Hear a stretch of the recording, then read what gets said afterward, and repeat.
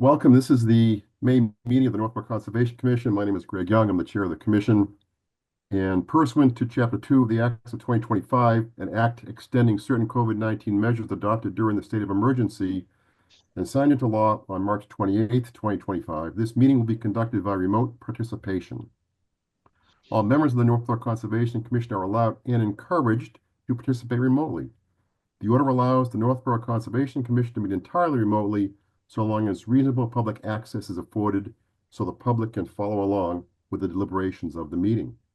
The public is encouraged to follow along using the posted agenda unless the chair notes otherwise. Members of the public who wish to view the live stream of this meeting may do so by going to Northborough Remote Meetings on YouTube via the link listed on the agenda. Ensuring public access does not ensure public participation unless such participation is required by law. This meeting will feature public comment. Members, when I call your name, please respond in the affirmative. John Johnson. Present. Sadie Stone. Present. I think that's it right now. Staff, when I call your name, please respond in the affirmative. Vincent Vignali. Yes. Kaylee Olson. Here. Very good. Some meeting business ground rules. For presenters and/or applicants listed on the agenda, the chair will invite each speaker or applicant on the agenda by name to make a presentation and speak to their application. Participants will provide their full name and hold until their name is called. Each speaker will be asked to mute their phone or computer when not speaking and to speak clearly and in a way that helps generate accurate meeting minutes. Those responding will be asked to wait until the floor is yielded to them by the chair. Speakers who wish to respond to the comments of others do so through the chair, taking care to identify themselves. Each vote taken by the commission will be conducted by roll call vote. For items with public comment, after members have spoken, the chair will afford public comment as follows. By phone, dial *9 to raise your hand and wait to be recognized. Please note that part of your phone number will be visible to those viewing the meeting. By Zoom, click Raise Hand on the bottom of your screen and wait to be recognized. The chair will ask members of the public who wish to speak to identify the names and addresses only. Once the chair has a list of all public commentators, I will call each by name and afford 3 minutes for any comments. A reminder that this meeting is being recorded and will be available for viewing via the Northborough Remote Meetings tab on the town's website. John or Sadie, do either of you have the public notice? I believe I do. Notice. The reading? Yeah, we don't have the...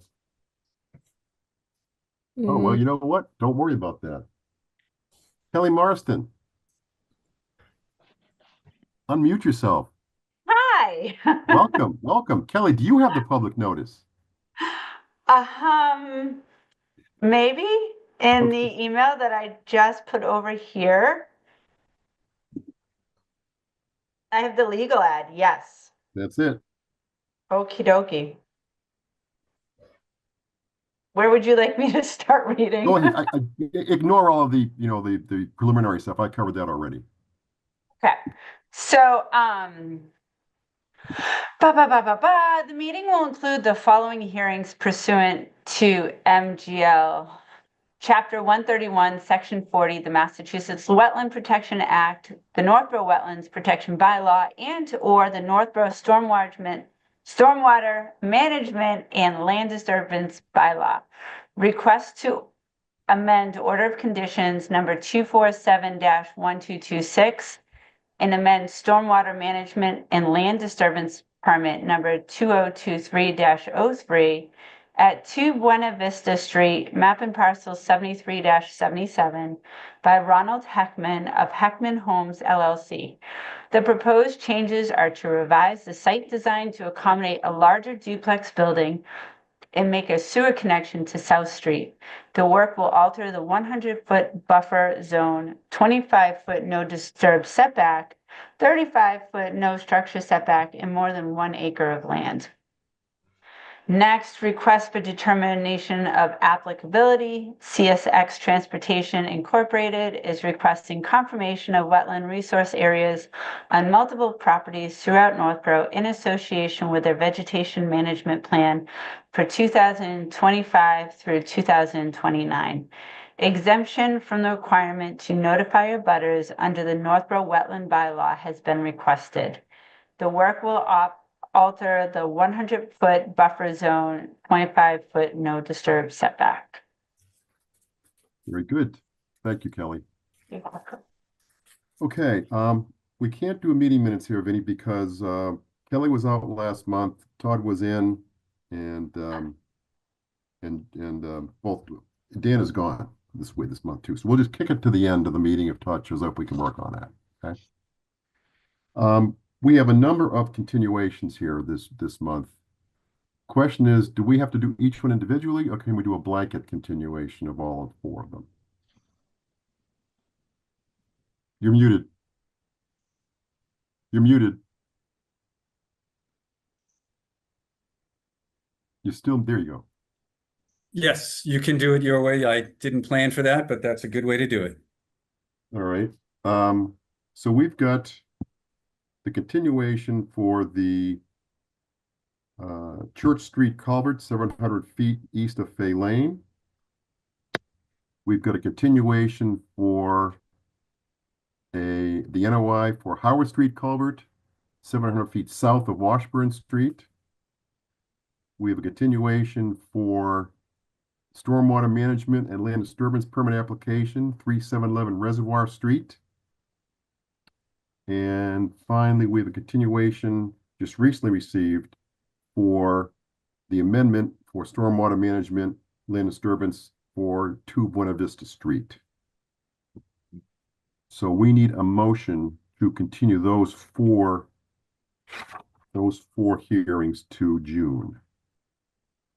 I make a motion to move those 4 hearings just mentioned to June.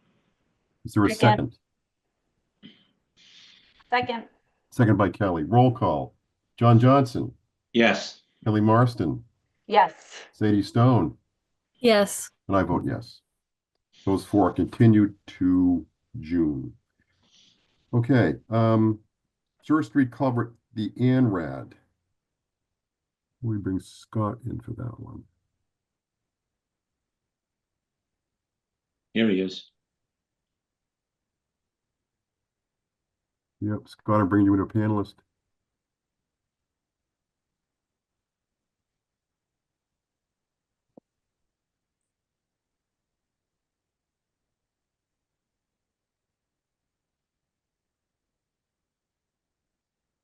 Okay. There he is. Hey, Scott, Hello, how are you? I'm good. I'm good. This first one should be about as quick as you can get. It's an ANRAD, and we've already discussed it. I believe you've looked at the flagging. It was done in conjunction with the other Church Street culvert and the Howard Street culvert by the same consultant and the same field visit. So I'm happy to answer any questions, but I advised our professional wetland scientist that his presence was not necessarily warranted this evening, as we didn't Yep. receive any comments on the flagging. I think the reason we kicked it over, it wasn't lack of information from DEP. Yes, we just hadn't gotten a DEP number on it or comments. No comments? Well, the comments they had were to verify the wetland delineation, and it's That's been done. that also is as easy as it gets. Is Okay. this Side of the road. what this whole thing is? Okay. Any questions from the commission? None. Let me see if we have any audience participation. Have any question of the audience? We do not. Then we need a motion to close the hearing for the Church Street culvert ANRAD. I make a motion to close the hearing on the Church Street ANRAD. Second. Roll call vote.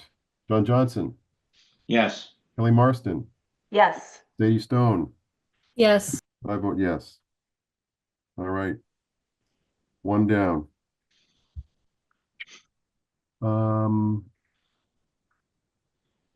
School Street, I think we got School Street we can also talk about, right, Scott? Yeah, that's correct. Same thing. We got some comment. Did we get anything back from DEP, Vinny? Any comments? They had comments about the School Street, the bordering land subject to flooding delineation, and I think their consultant responded and explained that all the work is going to be done in the area returned to the existing conditions, the existing elevations. So there should be no impacts to the bordering land subject to flooding. Great. And we got a number. Well, we got a number, most importantly, yes. Vinny, sorry, commissioners, any questions or comments? No.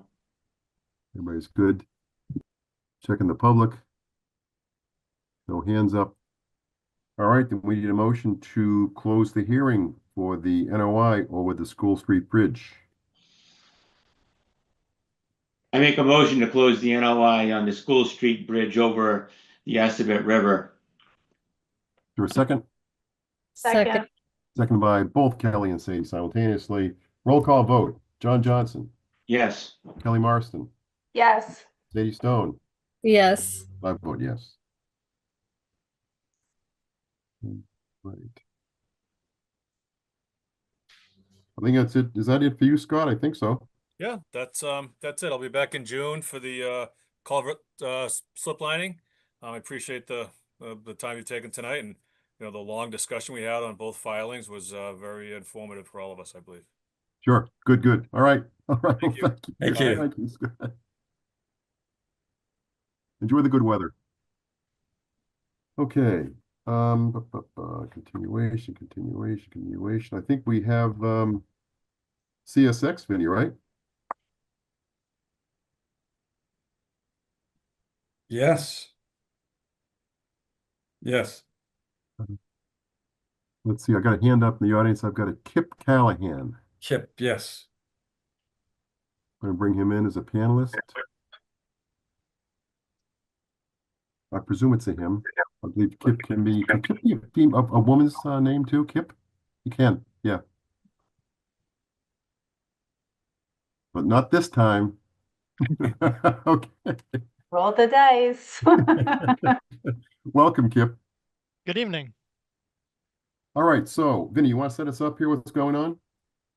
Oh, well, this is for the railroad annually goes out and does maintenance for their rail line to keep it free of dangerous objects so they can operate appropriately.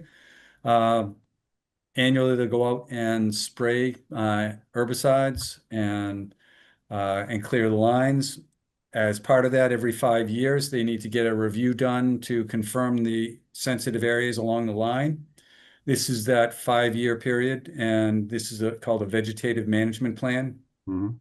It will run from 2025 to 2029. And then within that time, every year, they'll go out probably in July or August and do the actual spraying in the areas where they're allowed to. Okay. I think Kip can run the show from here. Yeah, I'll give some background on this project. And so my name is Kip Callahan. I'm from VHB and I'm here on behalf of CSX. And as Vinny mentioned, we've submitted this RDA as part of the process associated with the railroad's 5-year vegetation management plan. Mhm. And that 5-year vegetation management plan, combined with the yearly operational plan, outline the methods and the timing, et cetera, of the herbicide application. And that those plans are approved through the Department of Agriculture, kind of at the state level. They're published in the Environmental Monitor. The notices are published in the Environmental Monitor. But as the regulations in the WPA and in 333 CMR 11, which is the rights of way management regulations of the pesticide board, it stipulates that the wetland boundaries and essentially the no spray and limited spray zones need to be approved by the local conservation commissions as part of that overall process. So we're here seeking that approval. And the different spray restrictions are outlined. The criteria for the different spray restrictions are outlined in those regulations in the rights of way management. But the quick summary of it is there's no spraying within 10 feet of wetlands, and there's limited to every other year spraying in proximity to certain drinking water sources, and in close proximity to certain drinking water sources, there is no spray. And so we'll kind of run through, what I can do is I can run through the plan set and kind of show you, I'll kind of go through the map, so show what the different zones are, and then we can kind of run through the overall map. And also, and I'll give a little bit of kind of background on the methodology, and then how we mark the tracks and how we actually did this survey. So the way that the herbicide is typically applied is through what's called a high rail spray truck. So a high rail system is the system that's fitted to an otherwise regular kind of road vehicle that allows it to drive on the railway. And so whoever the contractor ends up being will have essentially a truck with a big tank on it that's equipped with a high rail system, and they'll mix herbicide in the tank, and then they have a low pressure boom at the back of the truck that will spray herbicide on the railroad ballast. And that spray is essentially a 12-foot pattern on either side of the center line of the track. So for 24 feet total. But the way we break down our no spray zones, for example, is anything within 22 feet of that center line. So that 12-foot spray pattern plus the 10-foot no spray zone.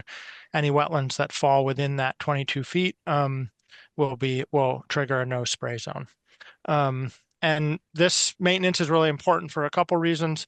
One is obviously vegetation growing in the tracks can interfere with the operation of the trains. But the other thing, and one of the reasons this is so important, is that especially herbaceous annual vegetation, as it dries out and dies, becomes a fire hazard, and the trains produce a lot of sparks both from braking, but then there's also a rail grinding process where they have these special trains that grind the rail that keeps the shape, that helps keep the trains on the track and running smoothly, and that process puts out a lot of sparks as well. And so this vegetation management is an important safety consideration for the railroad. The way that we go and verify these areas and mark the spray zones is we ride the tracks basically from Worcester to the New York state line in those high rail vehicles, looking for wetlands and wells and things like that. And we have this historic data set that's been based on previous work. We use that to help guide us. And so when we see something that doesn't match with the historic data set, so for example, oh, that looks wet, but we don't have it as a no spray zone, we'll get out, we'll verify, is there a wetland that we didn't previously have marked on our plans? And we have a tape measure that we go and measure these different features. And then we actually mark the rails and the tracks themselves the rails and the ties as part of this process. So we use primarily oil-based paint, and I'll when I go through the plans, it'll kind of make a little bit more sense, but we mark sort of two colors to indicate when you're coming into or out of a no spray or limited spray zone. And that's to ensure that when the operators are driving the trucks along the tracks, it's very clear to them where these zones start and end, regardless of which direction they're coming. And then we've also in the past had someone with a GPS device and the essentially GIS plans that I'm going to show you loaded onto a device, so that as operators driving down the tracks, they have someone else also paying attention to this, making sure that the restrictions are followed. And if it makes sense, I'll kind of go through this plan set. So Kip, how many miles of track in Northborough are we talking about? I think it's approximately 4 miles. And so I'm about to pull up the plan set and you'll be able to see this cover sheet. So this kind of gives some context of where this section of track is located. So I can kind of zoom in here. So Berlin is up here, the Berlin town line, and then it kind of comes through this northeast corner of the town and goes into Marlboro before going to Southborough. And so it's probably, 4 to 5 miles of track through the town. So that gives you kind of the overall orientation, and then I'll go through the Excuse me, can you blow it up a little bit more for me? yeah, I think that's about as big as I can make it, I think. Okay. Um, I was trying to get some idea where we are here. So is this the track that's behind Iron Mountain over by the senior center? Do we know? Yes, Okay. Is this the track also goes through downtown? Yes. Okay. Yep, and it goes down by the golf course. Yes. Okay. Okay. Good. Good. Thanks, Kip. okay, then we'll zoom out. Okay, so we'll just kind of run through this. So this is the Berlin town line. And then we have coming from the north, we have a no spray zone here that's associated with this stream crossing. And so the way that we depict these things is that blue is buffer zone, and you'll see it's limited 1-year spray. And there are some restrictions on what herbicides can be used in the buffer zone. But to make things easy, CSX and the contractors always use an approved mix. And those details are listed in the yearly operational plan, which I believe you've received notice of, and that's available publicly. And so there's not really a distinction from a operational standpoint made with the buffer zone, because CSX only applies herbicide once a year and applies one of the approved mix along the whole length of the track, because they don't want to mess around with having to switch out different mixes. And then yellow is no spray zone. So these are generally areas where there's wetlands within 10 feet.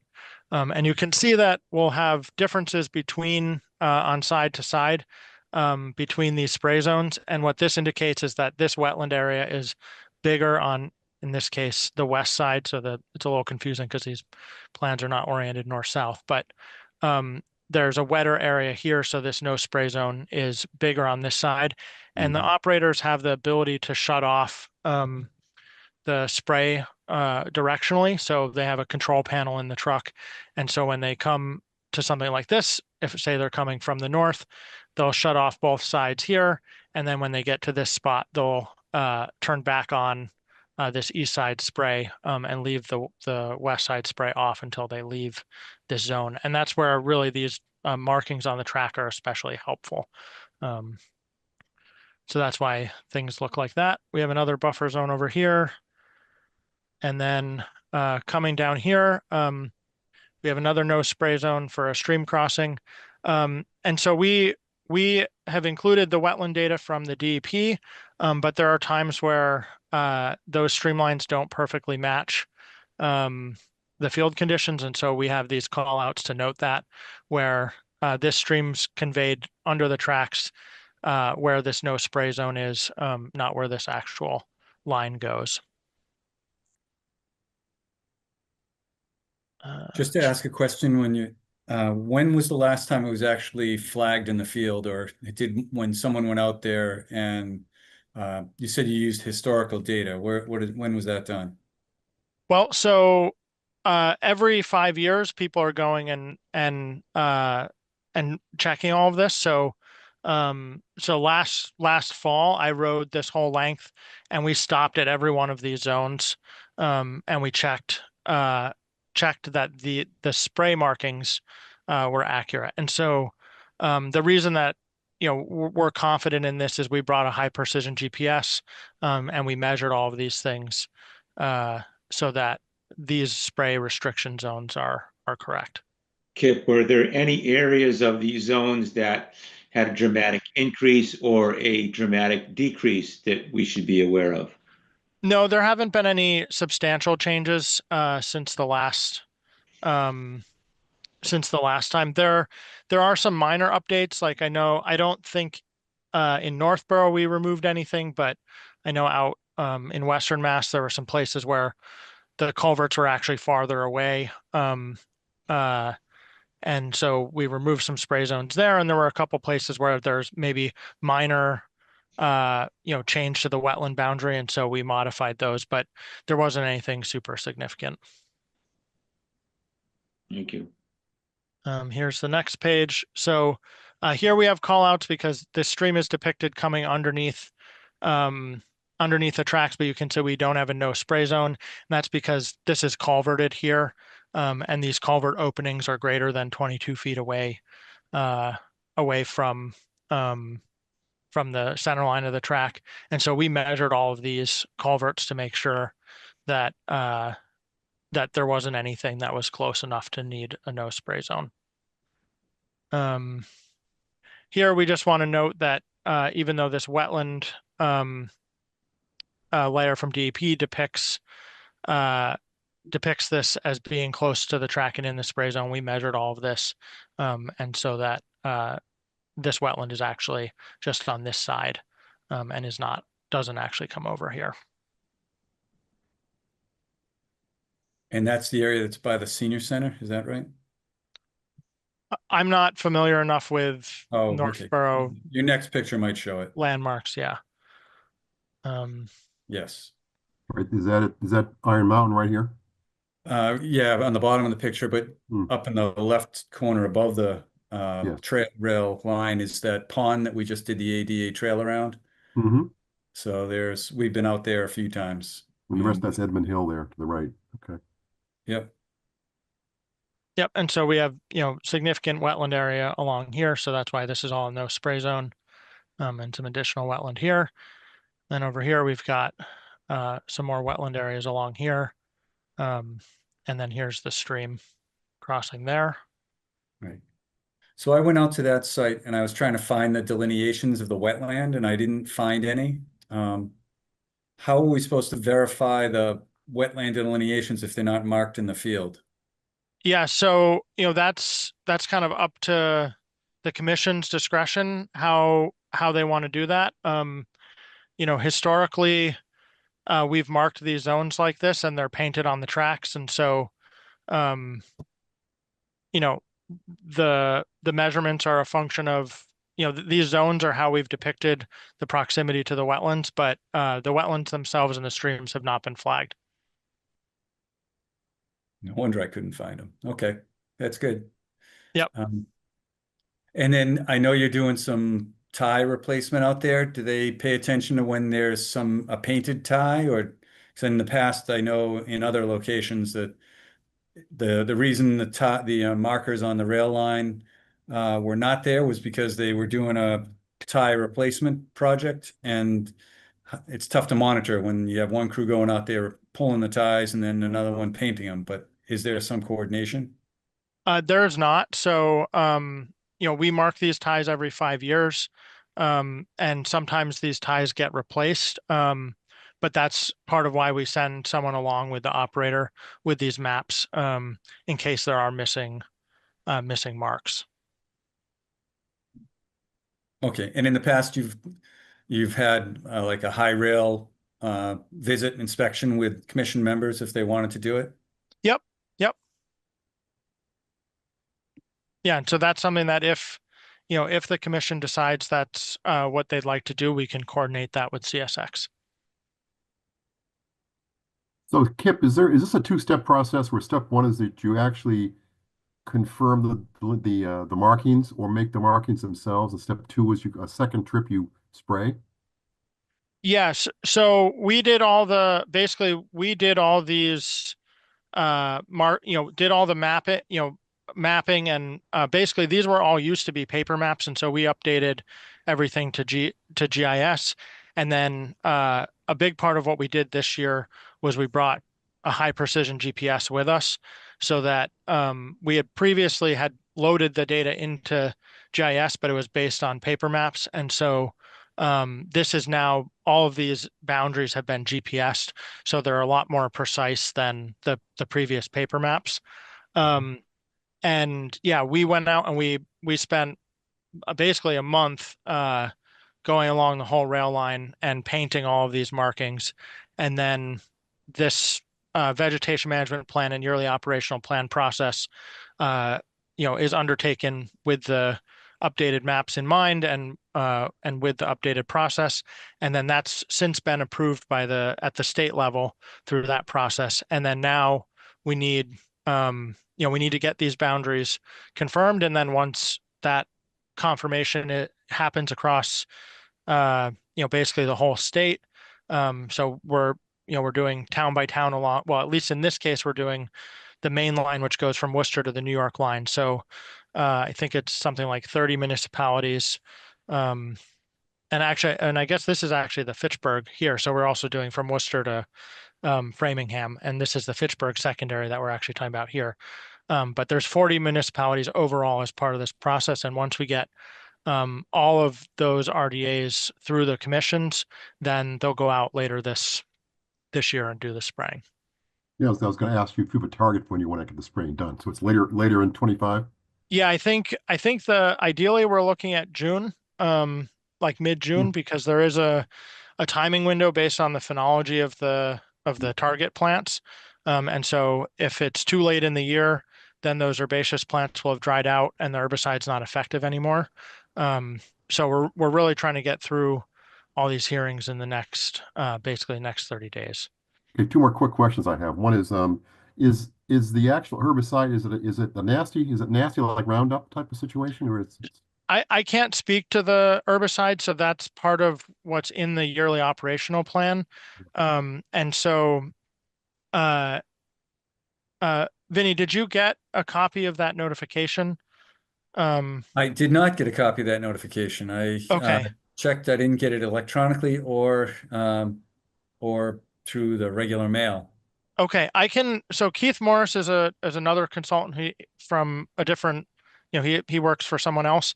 He's the one that sent those out. I can get in touch with him and then make sure that you have a copy of that letter.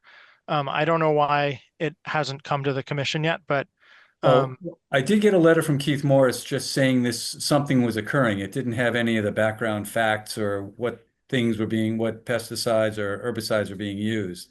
Yeah, so that letter I think briefly lists some of the list of possible herbicides and who the contractor is, but there's also a link, I believe in that letter. There's a page that I can also email you links to where that yearly operational plan and the vegetation management plan, they're publicly available. And so there's a website where those documents can be downloaded. And that's where you can look at what that list of approved, because the pesticide regulation board, pesticide board has laid out what are approved herbicides for this kind of vegetation management. And so the contractors who do the spraying are all licensed operators, and they have to follow all these right-of-way management regulations and the WPA regulations. And so they'll use an herbicide from that approved list, and that the details of that is outlined in those two plans. But that's kind of outside of the scope of what I'm familiar with. Last question I have for you, Kip, is there a weather situation where if you're planning to spray a certain day or whatever and it's really blowing 30 knots, whatever, do you back off from that because you could have issues with carry? Yeah, so this is also a little bit outside of the scope of my expertise, but there are state pesticide application regulations. And the operators who are doing the application are required to be licensed within the state and to follow those application guidelines. And so they're responsible they have like little wind meters and things like that. And they know all of the different herbicides will have labels. And part of licensing and application guidelines is you have to follow the instructions on the label. And so those labels also have guidelines about concentrations, spraying conditions, things like that. And so those licensed applicators will follow those regulations and the label instructions to make sure that the application is done safely. Okay, good. Thank you. Any questions from the commission? Comments? I have one. Sure. Kip, so as Vinny had mentioned, there's been significant tie maintenance happening on this rail line that runs significantly, a point of interest that I have is between the center of town and all the way up past through 290. Have those rails, and will there be a repainting of those rails that have been replaced in those those wetland areas that are zoned? I know it's been significant. I've seen the rails, I'm sorry, the ties pushed to the side that have been replaced. So will those areas get repainted to designate those areas? So it depends on the timing of when those rails or when those ties were removed. So we did all the painting, I believe for this portion of the line was somewhere between October and November.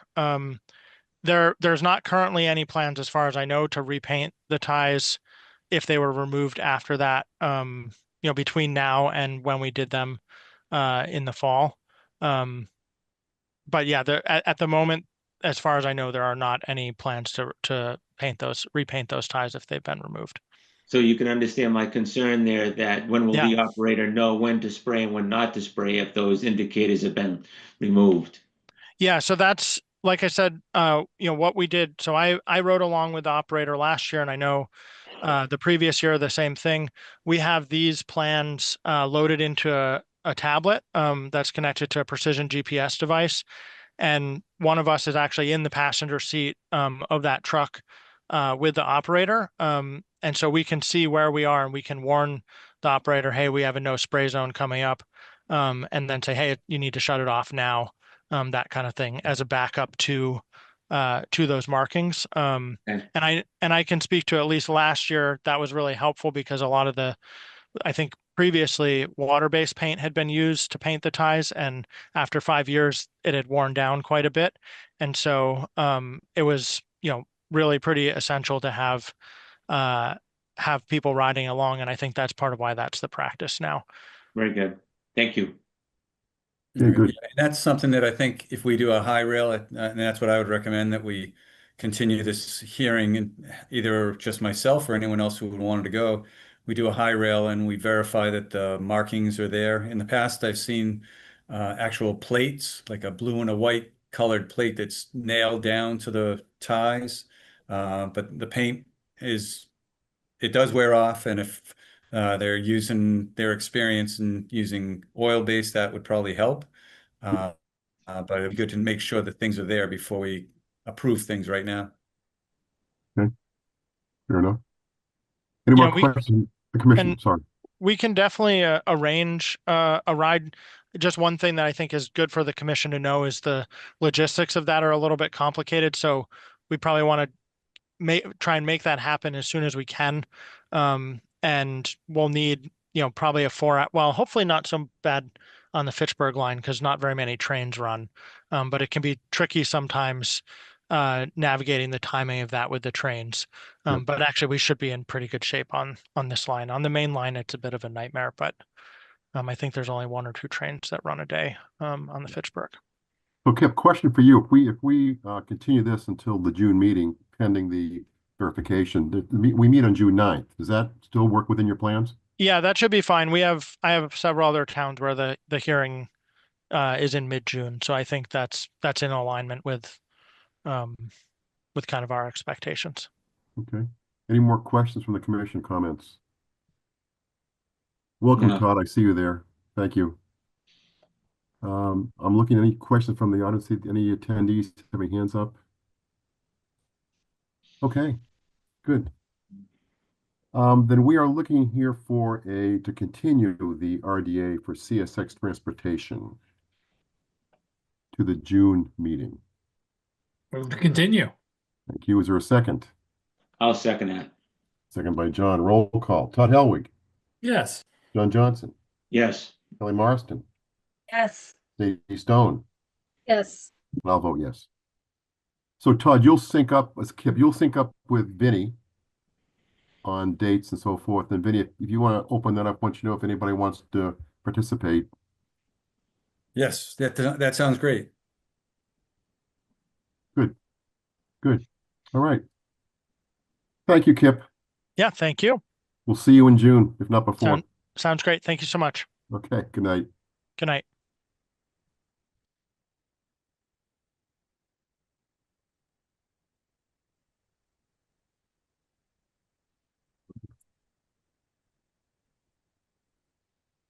Todd, thank you for joining. I know you were triple booked or something tonight, so, keep all those balls in the air. Paying clients. Paying clients. Well. I Tough to have no compete with problem. that. All right. That is the agenda, Vinny. Those are the hearings, except for Yeah, COC. very wild. We're kicking a lot of stuff down the road here still, but hopefully when we get when Scott gets to an agreement with DEP, that'll help quick on those two. So Yes, I think those will move along. yeah. COC for 29 Fay Lane. Yes, this is one, the commission approved it last year. And they built something close, and I think you can see the map from my screen. Come on. I see a map. See map? Oh, good. Mhm. So what we have is the driveway and the house are here. The house is in red. The driveway comes in red and then drives off to Fay Lane, 29 Fay Lane. The black line there and there is the location of the old wall, the old retaining wall next to the foundation. It And didn't that collapsed. wall fail? It failed, right? Yeah, it collapsed. This section was the section that was collapsed and was down in this area here. So they removed all that and they installed this dark black, maybe like hatched line. That's where the wall is located. They built it Mhm. there. It was approved on this solid red line. So the difference is this approved line is this solid red line. And then what was built is the black line. Not terribly different. It's about 6 foot, 5 or 6 feet off in that area. And the wetlands line is this green line.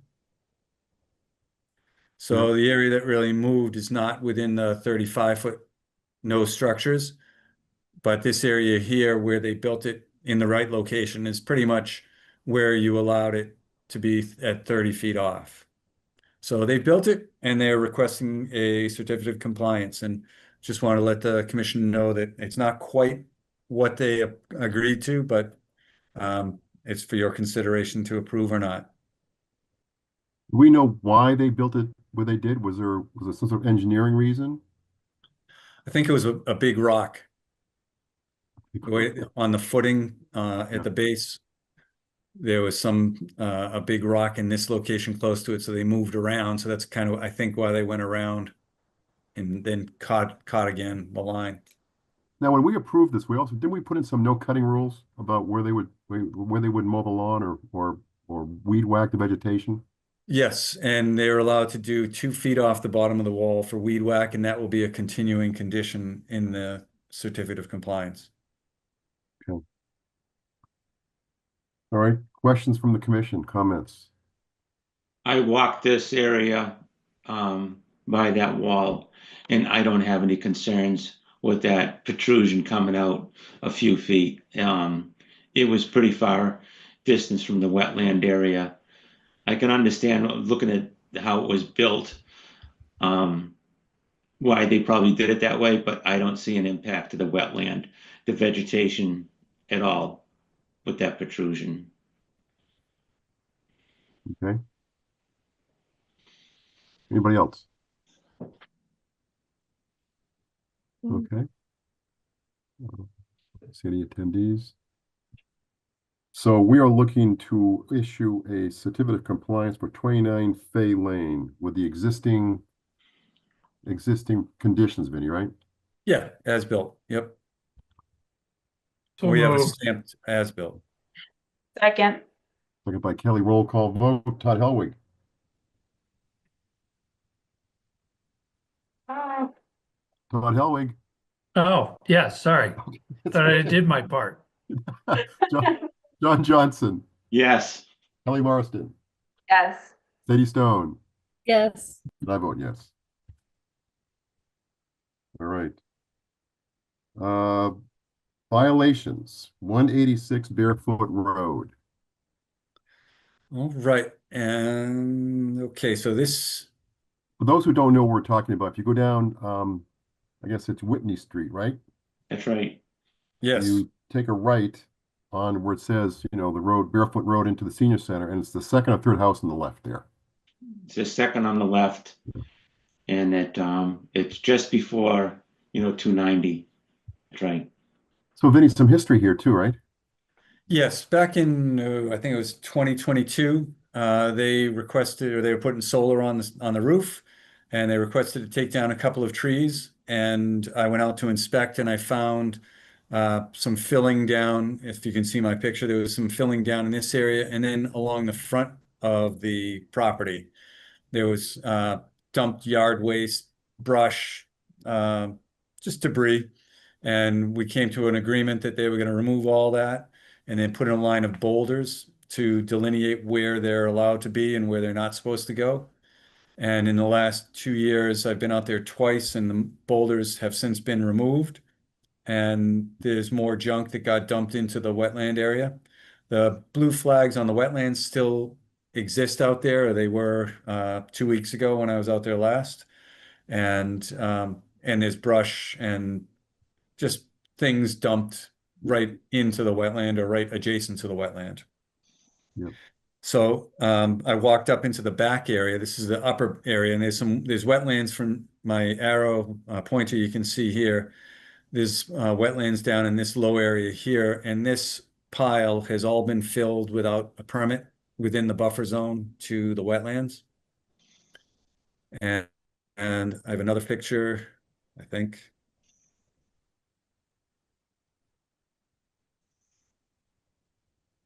Another picture of that pile. There's a excavator here, and material just got dumped out the back, and this is all wetland down in the back there. So I talked to the owner. He was apologetic and I think wants to work with us, but he has no knowledge of the Wetlands Protection Act. So I suggest that we probably hire someone that knows what to do and have a plan agreed to remove the debris that was dumped in there and put in a clear boundary to make that happen.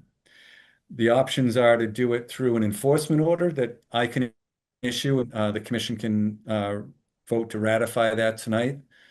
Or we could do it and require them to go out, hire someone, file a notice of intent, hold a public hearing, and then we get that recorded and then we do it. So it's a little bit more cumbersome, probably much more expensive because they're then hiring a professional to prepare a plan.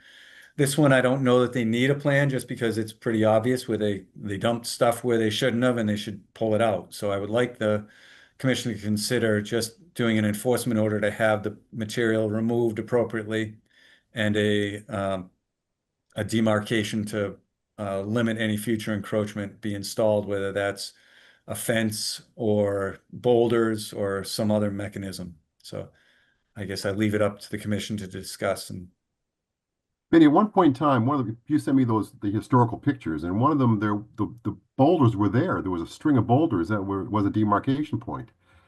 Did he say why he took those out? He put them there, then he took them out. he didn't have enough room for his parking, I think. Okay. Oh, but that's good. Let me see if I can pull up those. They were big boulders too. Yes. Yeah. Does he own the excavator? Yes. Yes. Always dangerous, Kelly. Always dangerous. Kelly, he definitely has the material and the equipment to make those maneuvers. All right. Did my new picture come up? Not yet. Okay. I still see the fence leaning against the rock and Christmas Yep. tree or something out there. And Right. No, I have to load a different picture.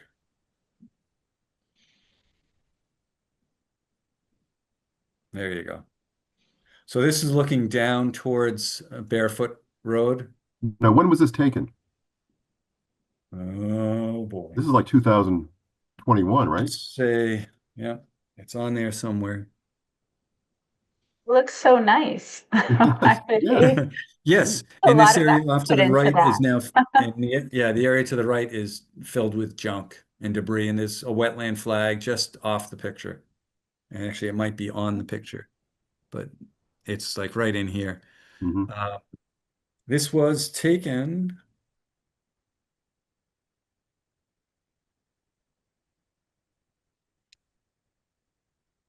a year ago, April 2023. Well, 2 years ago. 2 years ago. Oh, 2 years ago, yes. Okay. Now, those boulders, I think, there may be one or two left, but most part they're gone.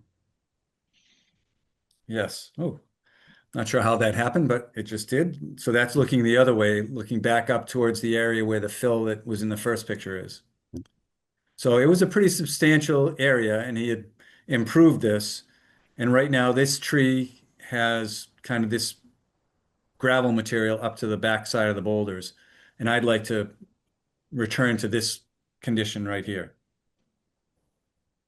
Those boulders aren't cheap. I wonder if he sold them. I don't know, but I think he does work that he can get more of them. Oh. So, Vinny, your suggestion is an enforcement order with two criteria. One, get the material that's in the wetlands out of the wetlands. And number two, put up some sort of permanent demarcation. Yes.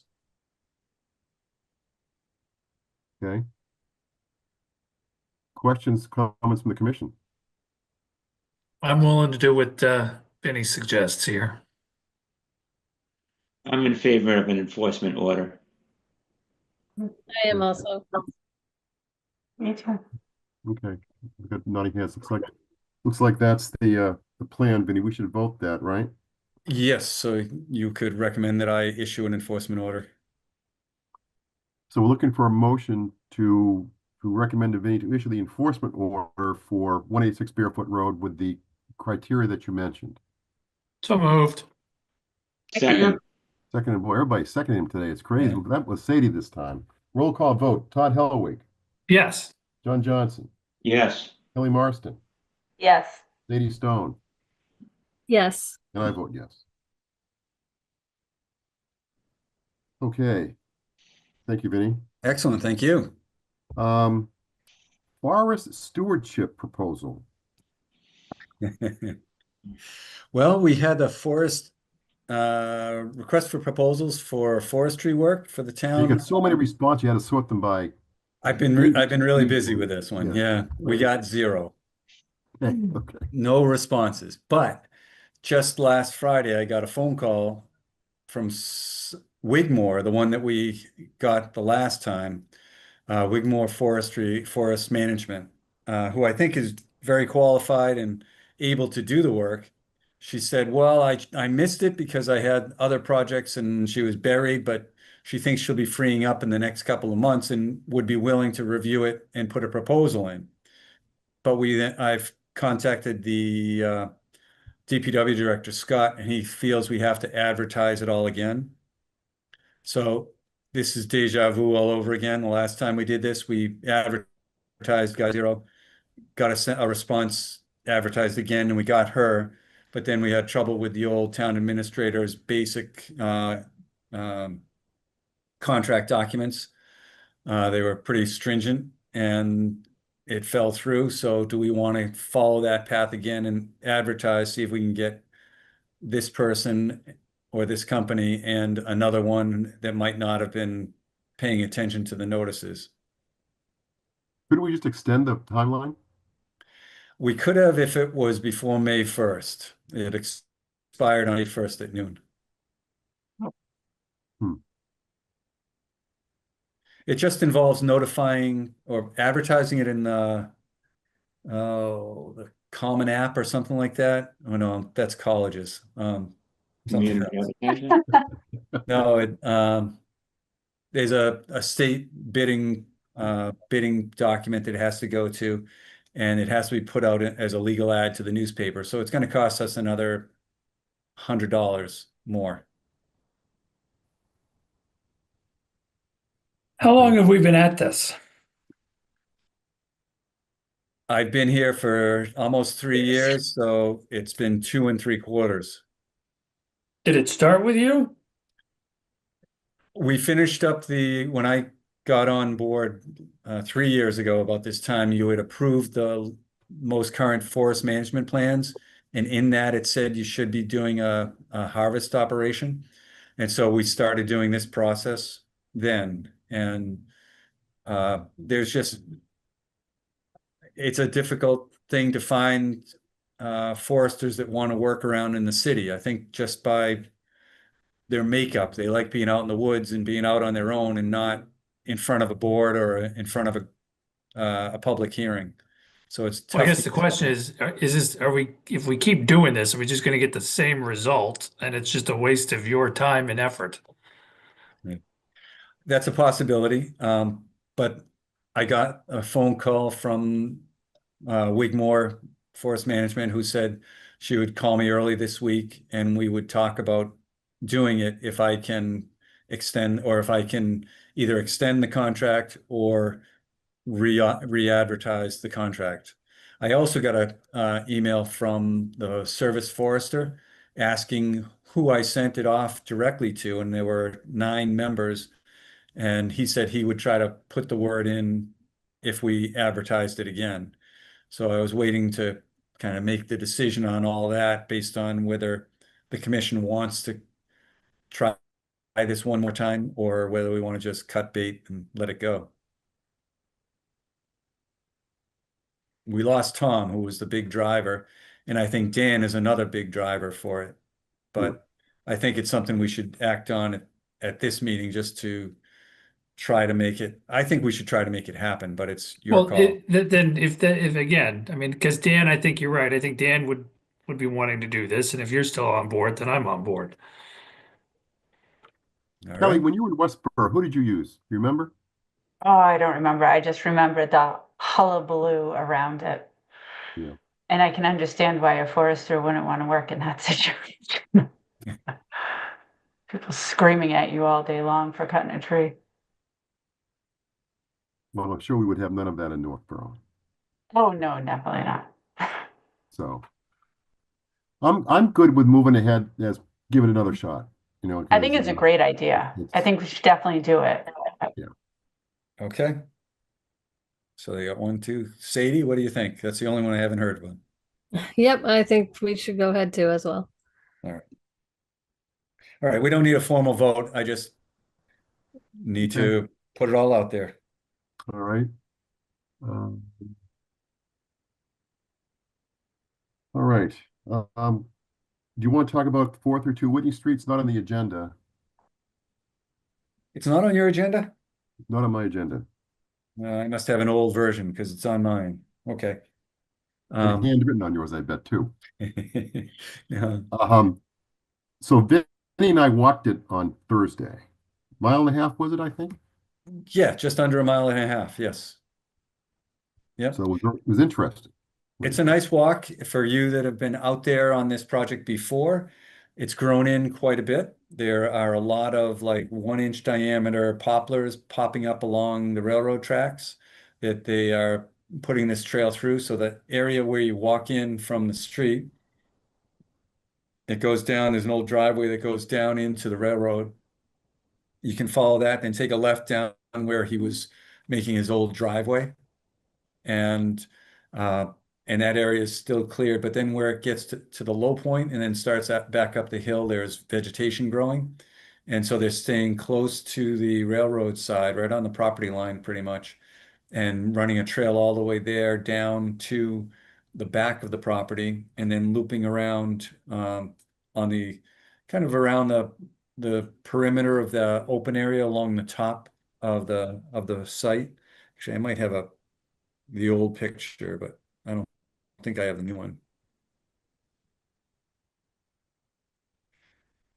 Yeah, there is a pretty nice view off the backside. When you look across to some DCR swamp area where there's a significant beaver lodge.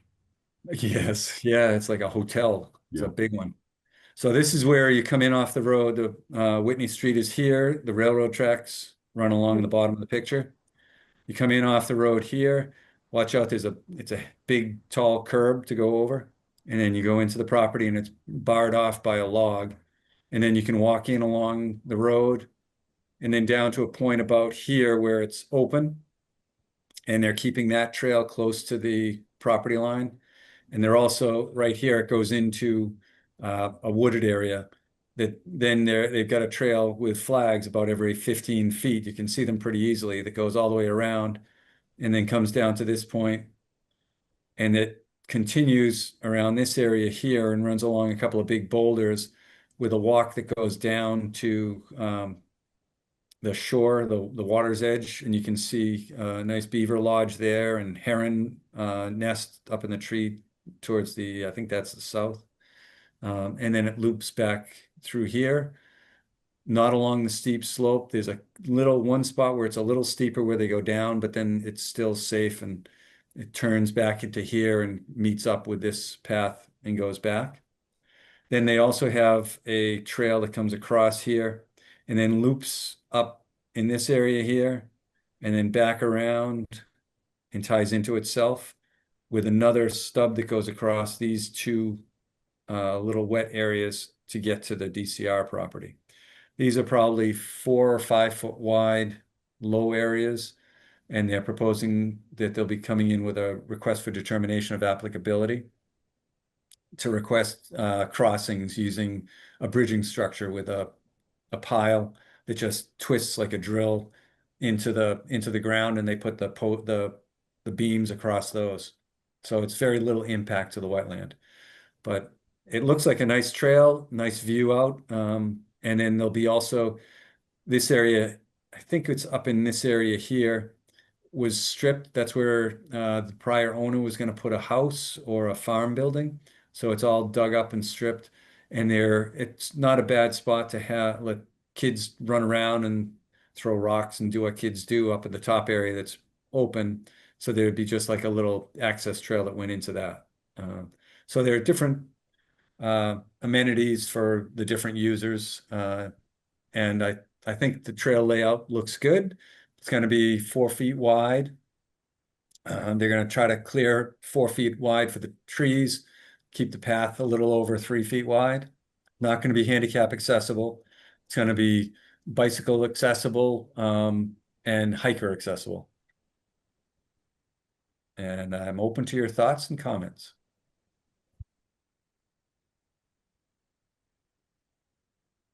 I'm sorry I missed the opportunity. I definitely want to walk it. So. Yeah. But it looks great. It's not hard to follow. When it gets to the looping stuff, you may end up, because the trails are not far apart because there's not a lot of area to do a loop, but they wanted to have a single crossing and then a loop in here and then another single crossing across those. I did take the iPad out there and I have an image of the trail itself that I followed making a track line, but I couldn't get my computer savvy is not as good as it should be. I couldn't put that onto this drawing, but it's generally in a similar alignment as this drawing. When you're walking that bottom path that goes into the DCR area, is it clear that the Northborough Trail is entered and you've turned into DCR property? Or yes, there's a stone wall, stone right? wall. oh, it's a stone across wall. there. Okay. And there's a break in the stone wall right where they have shown, because this is an old access road where that trail is shown. You can see where the tire ruts are going down towards the wetlands.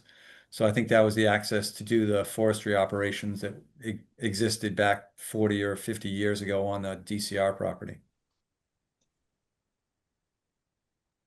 Yeah, Vinny, as you know, I'm not totally sold on the stub yet, but I think the rest of the trail looks pretty good. Good.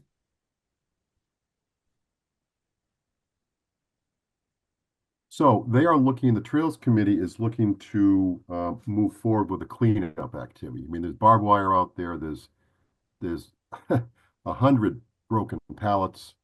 There's various other pieces of trash and rubbish. They want to get to work cleaning that up, right? Yes, they do. And they wanted some assurance that they would have a trail, the details of which I don't think are as important as the fact that I think they want to hear that the commission is supportive of a trail out there. And to add to this, the DCR has acquired or will soon complete the acquisition of a conservation restriction on this property. There is a 2-acre exclusion for the housing portion that was voted by the town. So on the image here, this corner of the property is excluded from the conservation restriction. So the conservation restriction will probably be recorded in July. The first week in July is the plan now. And within that conservation restriction, to do the cleanup, it would require a permit from the DCR.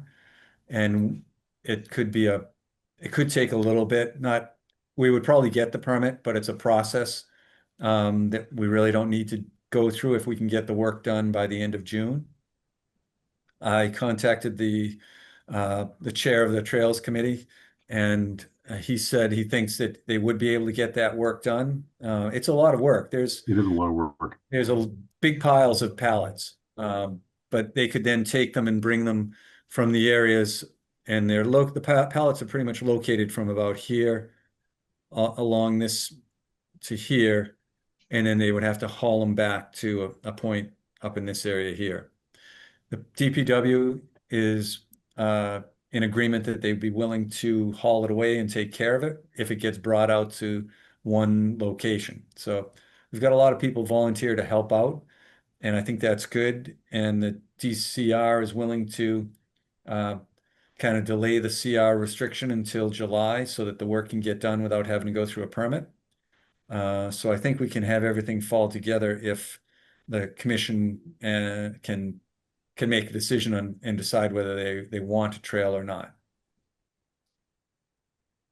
Well, we're missing 2 commissioners here for a vote, so. Well, we need a majority, so. Right. What are the feelings of the commission?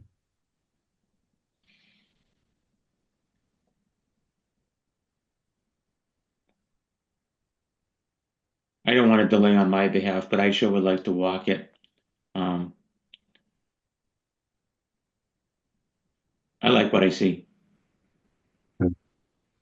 I can't really see myself voting against a trail there at the end of the day. Maybe some qualification as to what the trail would look like or go or whatever, but the fact that one it would exist. Yeah.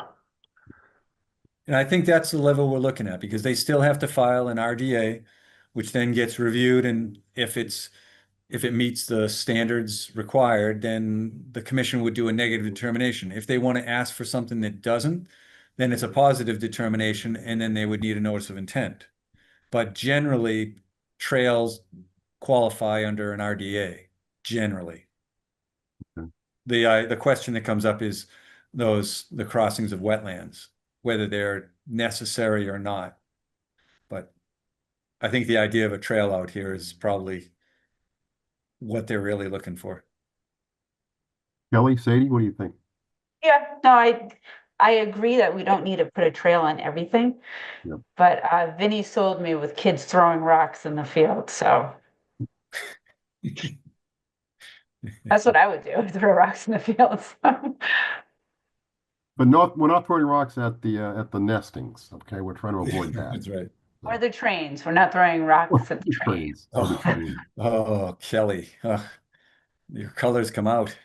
Well, the problem too could be, Kelly, is that everybody's blinded by the spray from the trains, right? So they can't see what's going on. So it's The crazy. sparks.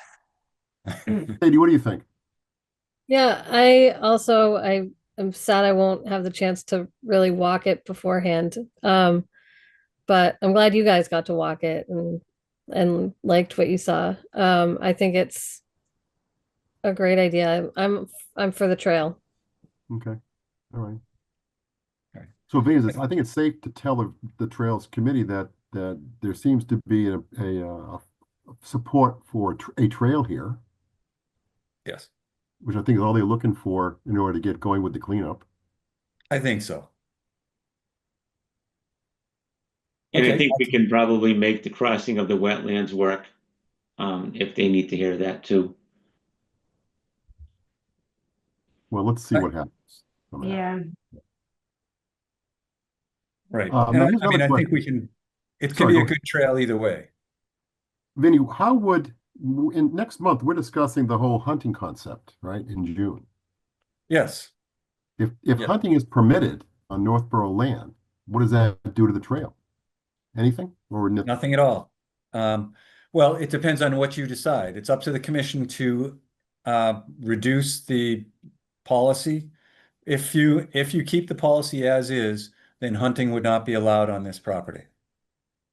If you make changes to the policy to basically remove all your requirements for hunting in Northborough on conservation land, then you were only going to stick with, I think you were going to stick with deer hunting only and shotgun and bow only. And with those two restrictions, there'd be no impact by having a trail or not having a trail. There's no change to what's going on or how the hunting would occur. This one, just looking at it, people may already hunt for fowl. They may do duck hunting down in that area just because there's water, goose hunting, but that would be off the trails anyway. And it would probably also be off the town conservation land on DCR land because the water is mostly on the DCR land.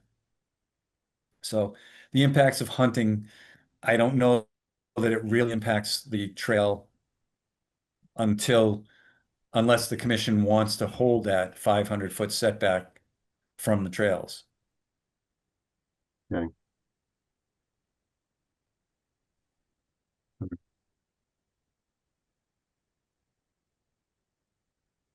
Okay, do we need to vote, or is this something you can just take the Nope. message back? No, I think just getting the idea, there's no official vote needed.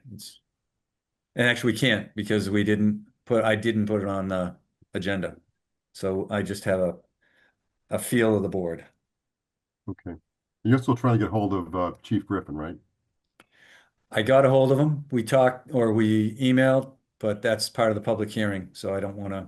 Fair enough. Okay. Yeah. Fair enough. I don't want to go that way. All right, good. We have no attendees externally, so nobody has a hand up, obviously. Okay. Anything else going on here, Vinny? Construction projects are booming. We had lots of rain. And most projects are doing pretty well. We don't have no sad stories. So I think we're doing well. We're trying to button a few up. They're starting to do work on the fire station. And last Friday, I gave them approval on their perimeter barriers. They're still working on how they're going to do the sediment control. And right now they're just they're stripping the loam off and taking the stumps out. So they're starting the earthwork, but that contractor seems to be on top of things. And the town inspectors, we all met out there on Friday in the cold. It was cold and windy. It was surprising for a May day. Good. And the dog park is moving along? Yes, I was out there today. Looks really nice. The mulch in the back is nicely laid out. They cleared a lot of poison ivy. There's still a lot of poison ivy sneaking through, but it looks good. I saw some Jack in the Pulpit blossoming out there right outside the back entry if you want to go for a walk out there. So I was walking the trail that the Trails Committee wants to propose between the dog park and the Old Farm Trail that has the parking lot right down the road, right down Boundary Street. So I took a look at that, and it looks like it's going to be a nice area. We didn't have anything flagged, but at least it looks like a good area to tie into the Old Farm Trail and possibly give the dog people a walk, like a loop. So they'll get some dog park time and also have trail time. It also kind of keeps the dogs off of the other trails in town. So it will help alleviate some of the conflicts that arise between Yes. dogs and hikers. Yes. Specifically the one up here. So Yes. Cold Harbor, right? So Yes. Yeah. okay, good. Next month, anything coming in that you know about? Besides these continuations, which we have half a dozen of Yes. them. The Newton Street project, I think, is coming in at least with 3 certificate of compliance requests. And maybe they'll have their work done for a notice of intent and a stormwater land disturbance permit application. Todd, this is Mr. Ramadan's property. And Kelly, remember that? Mm-hmm. I do. So he has a Oh. common driveway approved, but his conservation permits all expired and the land disturbance permit didn't exist back then. So he's got to do those before he can get started. This Well, property is under agreement. I'm pretty sure it's public, but it's got a purchase and sale by the builder who is building out at 75 Ridge Road. He put those real nice houses in over there, cleaned up a real disaster. And I'm pleased with the work he's done. He was conscientious. He would say he would do something and he did it. Or when he found tanks or things that he didn't expect, he was quick to call and let me know and say, hey, can you come out and take a look at it? And we took care of it and he was very agreeable. So I'm looking forward to that. It should be an easier project to work on. no, the NOI, if I remember beforehand, there's a vernal pool up there. Yes, there's a vernal pool in the back, yes. And the wetland consultant, I think they're keeping the same wetland consultant, Glenn Kravosky. There you go. And so he will have all the details done and I's dotted and the T's crossed. He's very thorough. Okay. Will the NOI be for the lots too, or just for the common drive?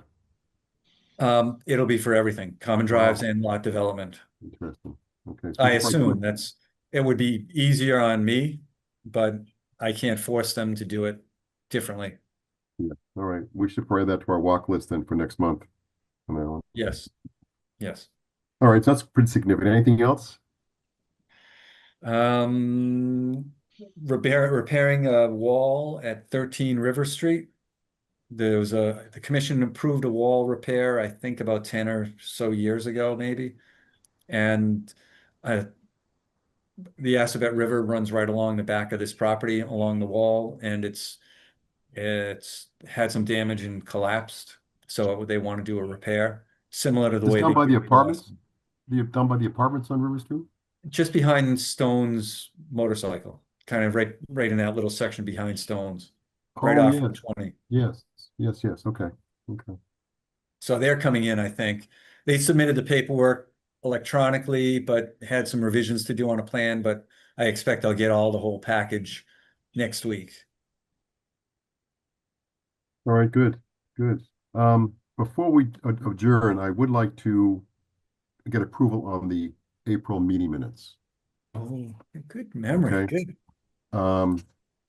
So Kelly, you were not here last month, so you need to recuse yourself. So it's Todd, John, Sadie, and myself. Any Move to questions? approve. Is there a It's second? all on TV anyway. Second. We no escaping that, right? Seconded by Sadie. Roll call vote. Where do we start? Let's start with Todd Helwig, Yes. John Johnson, Yes. Sadie Stone, Yes. and I vote yes. Approved. June 9th. Anybody know of any conflicts they have at this point in time? I might not be able to make next month, but I'm not positive, but I will email and let you know. Okay. I'm leaning towards I will make it, but there's a possibility. Okay. We hope you can. Yeah. Yeah, And we'll hopefully we'll have Dan and Justin back next month too. We got a lot on the agenda. So Yes, Good. then we're talking about hunting anyway. yes, yes, yes. Okay. If there's nothing else, we need a Move to motion. adjourn. Again, Roll call vote. Todd Helwig, Yes. John Johnson, Yes. Kelly Marston, yes. Sadie Stone. Yes. And I vote yes too. Thank you, Vinny. Thank you, Kaylee, for your support. Thank You're you. welcome. Have a good night.